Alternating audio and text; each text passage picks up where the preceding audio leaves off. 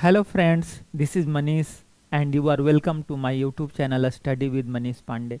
आज के इस वीडियो में हम लोग विलियम शेक्सपियर का सोनेट संख्या 116 डिस्कस करने वाले हैं। टॉमस थॉर्प, जिनको श्रेय जाता है कि उन्होंने विलियम शेक्सपियर के सोनेट्स को प्रकाशित करवाया था 1609 में, 1609 ईस्वी में। लेकिन एक बहुत बड़ी बात मैं आप लोगों से बताने जा रहा हूँ कि प्रकाशित तो करवाया था but without the permission of William Shakespeare. इनको पता भी नहीं था और इनके पर्सनल डायरी को ले जाकर के उन्होंने प्रकाशित करा दिया।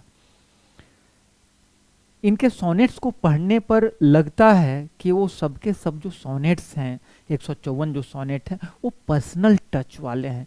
लगता है जैसे कि वो अपने पर्सनल रिलेशन पर आधारित वो लिखे गए हैं, चाहे वो अर्ल ऑफ पेम्ब्रॉक हो, अर्ल ऑफ साउथहैम्पटन हो, या फिर वो जो डार्क लेडी है उन सब चीज़ों से संबंधित। ऐसा लगता है जैसे कि वो प्रकाशित कराने के लिए वो नहीं लिखे गए हों। बाकी आप मिल्टन का सोनेट देखिए, स्पेंसर का देखिए, या किसी का भी देखिए, उस तरह का इंटीमेट चीज़ों को नहीं बताया गया है, इंटीमेट चीज़ों को की चर्चा नहीं किया गया है। लेकिन आज जो हम लोग सोनेट डिस्कस करने वाले हैं, यह यूनिवर्सल टाइप का सोनेट्स है। ऐसा नहीं आपको लगेगा कि वो कोई पर्सनल चीज़ को डिस्क्लोज किए हैं, बल्कि आपको लगेगा जैसे कि एक यूनिवर्सल चीज़ की चर्चा किए हैं। यह जो सोनेट संख्या 116 है वह वो यूनिवर्सल नेचर ऑफ जो लव है, जो इटर्नल टाइप का जो लव है, उसकी बात कभी कह रहा है। वैसे प्रेम की चर्चा नहीं कर रहा है जो कि समय के साथ साथ वो प्रभावित हो जाता है। यानी हम कह सकते हैं कि यह एक प्लेटोनिक लव है, एक यूनिवर्सल लव है, एक स्पिरिचुअल लव है। तो आइए इसको चालू करते हैं, देखते हैं।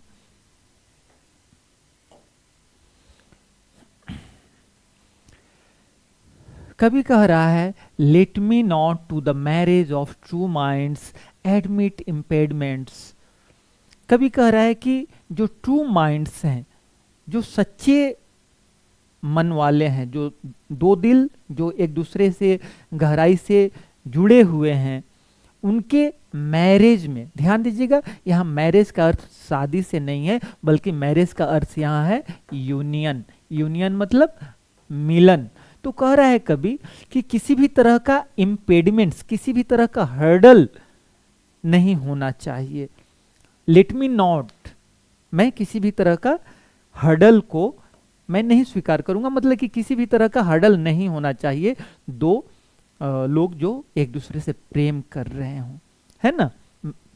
Late me not to the marriage of two minds admit impediments. आगे कभी कहते हैं कि love is not love which alters when it alteration find. कह रहे हैं कि, और एक बात ध्यान दीजिएगा कि यह जो लाइन है, love is not love which alters when it alteration find, ये एक तरह से मतलब बहुत ऑफन कोटेड सेंटेंस है। कह रहे हैं कि वह प्रेम प्रेम है ही नहीं जो कि किसी विकल्प को, किसी भी तरह के परिवर्तन के चलते वो परिवर्तित हो जाए। जो सच्चा लव है, जो ट्रू लव है, वो किसी भी परिस्थिति के चलते, किसी भी बदलाव के चलते वो नहीं बदलता है। और जो आर्टिफिशियल लव होता है, वो तो समय बदला, परिस्थिति बदला, चेहरे का रंगत बदला और वो बदल जाता है ना। वही नहीं, आप लोग गाना सुने होंगे। अब देखिए यहाँ प्रेम को कितना व्यापक अर्थ में चर्चा कर रहा है कि वह प्रेम प्रेम है ही नहीं जो किसी बदलाव के चलते बदल जाए, या bends with the remover to remove, माने किसी भी तरह का क्या कहते हैं, प्रेशर के चलते, किसी भी बदलाव के चलते वो बेंड हो जाए, मुड़ जाए, अर्थात उसमें किसी तरह का परिवर्तन आ जाए। O no, it is an ever fixed mark. कह रहे हैं कि नहीं, यह तो एवर फिक्स्ड मार्क है, एक ऐसा मार्क है जो कि हमेशा के लिए फिक्स हो गया है, ऐसा मार्क जो कि कभी चेंज नहीं होने वाला है। That looks on Tempest and is never second. और एक ऐसा मार्क है जो कि टेम्पेस्ट में भी, तूफान में भी वो दिखाई पड़ता है, एंड इज नेवर सेकन, और कभी वो डिगता नहीं है, कभी वो हिलता नहीं है। मतलब जो ट्रू लव होता है बहुत ही दृढ़ होता है, बहुत ही मजबूत होता है। It is the star to every wandering work. आगे कभी लव को अर्थात ट्रू लव को किससे कंपेयर कर रहे हैं? देखिए यहाँ मेटाफर की बात हो गई। अगर लिटरेरी डिवाइस की चर्चा किया जाए तो यहाँ ट्रू लव को कह रहे हैं कि true love is the star, वो एक स्टार है जो कि वांडरिंग बार्क को क्या करता है? दिशा प्रदान करता है। देखिए यहाँ बार्क का अर्थ, बार्क का बहुत सारा अर्थ होता है। एक तो होता है बार्क भौंकना, जैसे कुत्ता भौंकता है। एक होता है बार्क जैसे पेड़ों का जो छाल होता है वो भी बार्क होता है। और यहाँ जो बार्क यूज हुआ है वो छोटा जो जहाज होता है ना, वो शिप के लिए, छोटा स्मॉल शिप के लिए यहाँ बार्क का प्रयोग किया गया है। तो वह बार्क, वह समुद्री जहाज जो कि वांडरिंग, जो कि अपना रास्ता भटक गया हो, उसको ये क्या करता है? ये स्टार के रूप में, स्टार का अर्थ है यहाँ ध्रुव तारा, जो पोल स्टार है। प्राचीन काल में जब उतना तकनीक डेवलप नहीं था तो ग्रहों की स्थिति को देखकर, तारों की स्थिति को देख करके जो सेलर होते थे अपने डायरेक्शन और टाइम का अंदाजा लगाते थे।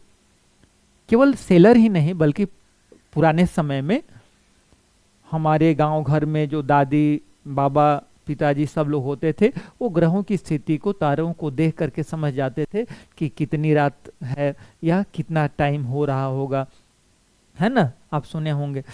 तो कह रहा है कि जो ट्रू लव है वो just like a pole star है जो कि गाइड करता है वांडरिंग शिप्स को। Whose worth is unknown although his height be taken. कह रहे हैं कि हुज वर्थ इज अननोन, जो कि अमूल्य है, जिसका मूल्य आप लगा नहीं सकते हैं। कभी ये नहीं कह रहे कि वो कीमती है, कीमती चीज का तो आप मूल्य लगा सकते हैं। अमूल्य का मतलब होता है कि आप जिसका कीमत लगा ही नहीं सकते हैं। तो हुज वर्थ इज अननोन, जो कि अमूल्य है, although his height be taken, यद्यपि इसकी ऊंचाई को आप समझ सकते हैं, जान सकते हैं। कहने का मतलब है कि प्रेम की जो ऊंचाई है, प्रेम की जो गहराई है, प्रेम की जो इंटेंसिटी है, उसको आप समझ सकते हैं, उसका कीमत नहीं लगा सकते हैं। प्रेम जो ट्रू लव है वो अनमोल है। Loves not times full. आगे कभी क्या करें, ध्यान दीजिएगा, देखिए ये फर्स्ट स्टांजा था, ये सेकेंड स्टांजा था, ये थर्ड स्टांजा। थर्ड स्टांजा का पहला जो लाइन है, जैसा कि मैं पहले बता चुका हूं दूसरे में, कि ये वोल्टा कहलाता है। तो वोल्टा से क्या होता है, एक चेंज देखने को मिलता है।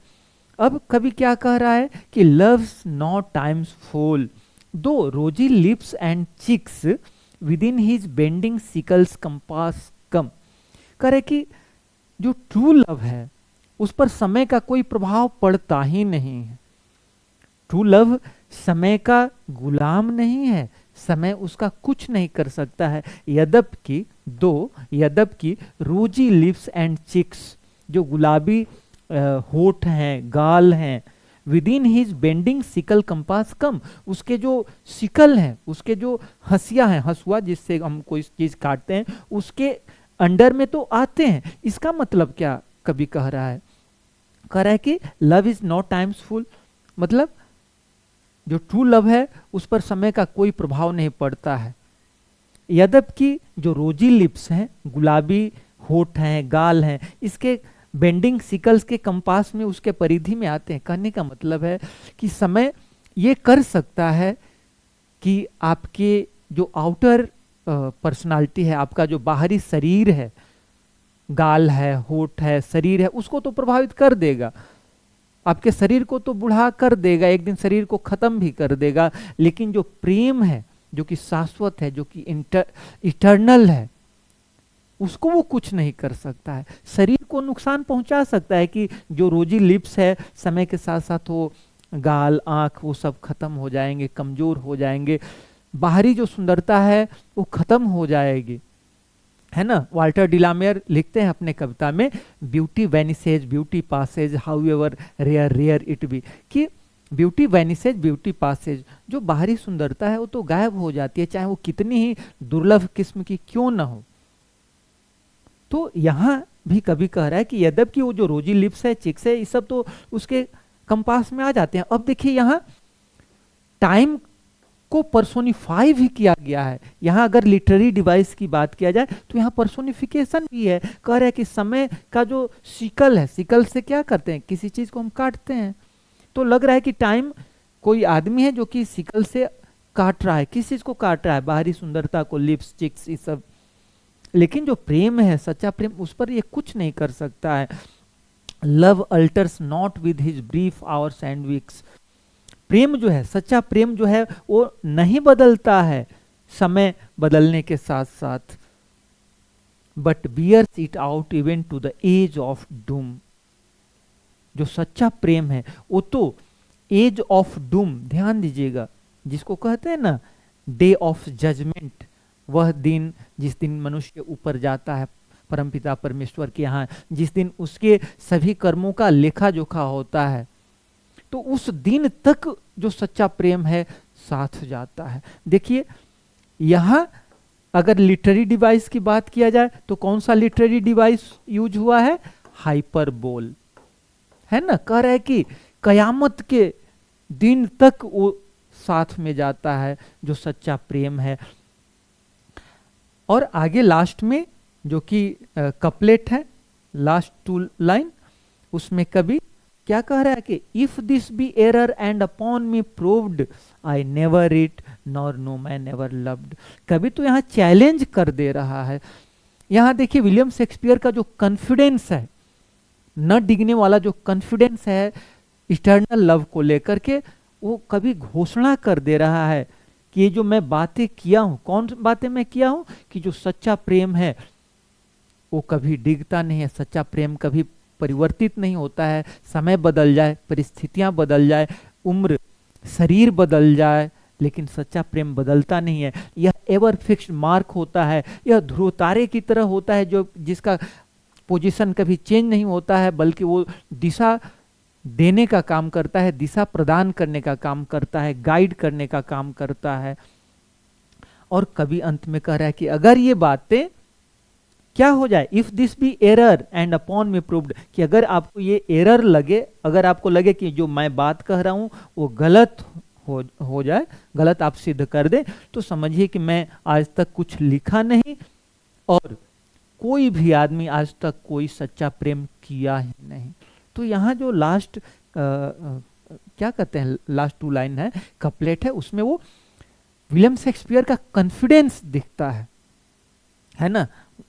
तो यहाँ कवि इटर्नल लव की बात कर रहा है, वो शारीरिक प्रेम की बात नहीं कर रहा है। जैसा कि मैं बताया था कि इनका जो सोनेट है वो पर्सनल टच वाले हैं, लेकिन यहाँ ये जो सोनेट है पर्सनल टच नहीं दिखाई दे रहा है, यूनिवर्सल टच दिखाई दे रहा है, प्लेटोनिक लव दिखाई दे रहा है। बाकी तो आप बहुत सारा तरह का प्रेम देख सकते हैं। एक गाना आप सुने होंगे कि तुम अगर मुझको न चाहो तो कोई बात नहीं, किसी और को चाहोगी तो मुश्किल होगा। तो देखिए उसमें वो भी तो एक प्यार कर रहा है ना, कह रहा है कि तुम अगर मुझको न चाहो तो कोई बात नहीं, किसी और को चाहोगी तो मुश्किल होगा। देख रहे हैं ना यहाँ कैसा प्रेमी है। और बशीर बद्र का एक शेर है बशीर बद्र का शेर है जो कि एक दूसरे तरह के प्रेम को परिभाषित करता है, जिसमें बशीर बद्र कहते हैं, मैंने तो उसके लिए यहां तक दुआ की, मैंने तो उसके लिए यहां तक दुआ की कि मेरी ही तरह उसे कोई चाहता भी हो। देखिए यहां कैसा प्रेम है, तो कुछ इस तरह का प्रेम है ना। तो ये हुआ इनका। अब यह जो सोनेट है बहुत फेमस सोनेट है, इस पर बहुत सारे जो क्रिटिक्स हैं, कॉलरीज बहुत इसकी प्रशंसा किए हैं, और कुछ ऐसे भी क्रिटिक हुए हैं जो कि खिंचाई भी किए हैं, है ना। यहाँ आइए देखते हैं। सैमुअल टेलर कॉलरिज जो कि अपने समय के बहुत बड़े कवि है, बहुत बड़े आलोचक भी हुए, वो क्या कहते हैं इस सोनेट नंबर 116 को लेकर के, प्रशंसा किए हैं। क्या कहते हैं, परफेक्ट स्वीटनेस कह रहे हैं, और क्या कह रहे हैं, considered it one of the Shakespeare's finest sonnets, Shakespeare के फाइनेस्ट सोनेट्स में से एक इसको वो मानते हैं, ठीक है। जबकि एक बहुत बड़े शेक्सपियरियन स्कॉलर हुए जिनका नाम है हेलन वेंडलर, उनकी किताब है the art of Shakespeare sonnets, जो कि 1997 में प्रकाशित हुई थी। उसमें ये क्या कह रहे हैं, उसमें इस सोनेट की प्रशंसा कर रहे हैं, कह रहे हैं कि how the poem builds its argument like a legal case culminating in the bold claim of, लगता है जैसे कि विलियम शेक्सपियर अपना एक पर एक तर्क दे रहे हैं और अंत में जाकर के कंक्लूजन वो आ जा रहा है फाइनल कपलेट में। C.S. लेविस भी अपनी पुस्तक द एलेगरी ऑफ लव, जो कि 1936 में प्रकाशित हुई थी, उसमें भी इसकी प्रशंसा करते हैं, आप देख सकते हैं। जबकि बहुत बड़े क्रिटिक हुए विलियम एम्सन, वो खिंचाई भी किए हैं, कह रहे हैं कि वो किस चीज में लिखे हैं, कि कौन सा पुस्तक है, कौन सा टॉपिक है, 7 टाइप्स ऑफ एम्बिग्विटी, जो कि 1930 में प्रकाशित हुई थी। इसमें कह रहे हैं कि the paradoxical nature of love in the sonnet, उनको लग रहा है कि इसमें कुछ पैराडॉक्सिकल दिखाई पड़ रहा है, ठीक ना। जोएल फाइनमैन भी क्या कहते हैं, कुछ बोलते हैं निगेटिव ही बोलते हैं, कुछ फेमिनिस्ट क्रिटिक्स हैं वो भी, लेकिन अधिकांश विद्वान सोनेट संख्या 116 की प्रशंसा करते हैं। तो ठीक है, आज का वीडियो आपको कैसा लगा? आज का वीडियो अगर आपको अच्छा लगा तो फिर इसे लाइक कीजिए, कमेंट कीजिए, चैनल अगर सब्सक्राइब नहीं किया तो सब्सक्राइब कीजिए। आज का वीडियो देखने के लिए आप लोगों को बहुत बहुत धन्यवाद। Thank you. फिर मिलते हैं अगले वीडियो में।